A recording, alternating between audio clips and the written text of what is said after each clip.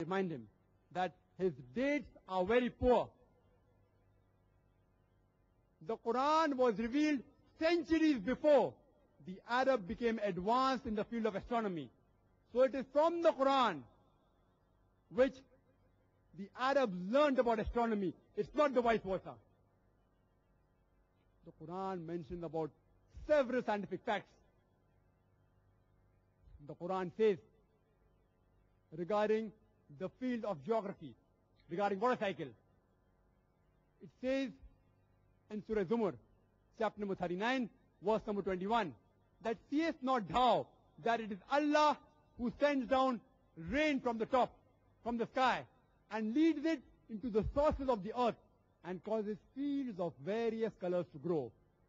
Quran speaks about the water cycle in great detail. It says in several other verses that the water from the ocean rises up, it forms into clouds. The clouds condense, there is lightning, and rain falls from the cloud. It's mentioned in several places in the Quran. It's mentioned in Surah Mu'minun, chapter number 23, verse number 18. It's mentioned in Surah Rum, chapter number 30, verse number 24. It's mentioned in Surah Nur, chapter number 24, verse number 43. It's mentioned in Surah Rum, chapter number 30, verse number 48. In several places, the Quran describes in detail this water cycle, which was discovered by Bernard Palissy in 1580. Only in the year 1580 was this present coherent water cycle discovered. Who could have mentioned the Quran 1400 years ago? In the field of geology, that atheists will tell you, that there is a phenomena known as folding. The earth that we live on, the earth's crust is very thin. These mountain ranges, due to the phenomena of folding, prevent the earth from shaking. It gives stability to the earth.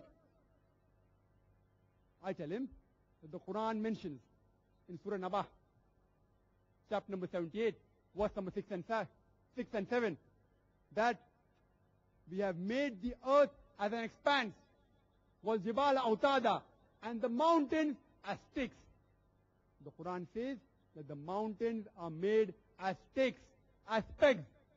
And this is the description which the scientists give us today. That's like the tent pegs. The mountains are like tent pegs.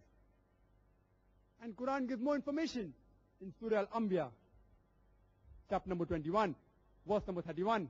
It says that we have set on the earth mountains standing firm, lest it would shake.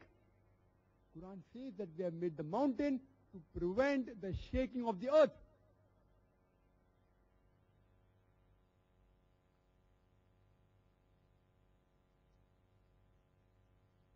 That atheists will tell us that even though the salt water and the sweet water, though they meet, they do not mix. They remain separate. I will point out to him a verse in the Quran from Surah Furqan, chapter number 25, verse number 53, which says,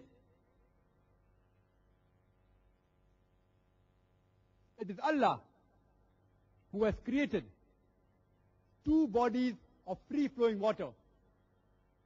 One sweet and palpable, and the other salt and bitter. And between them, He has made a barrier which is forbidden to be trespassed.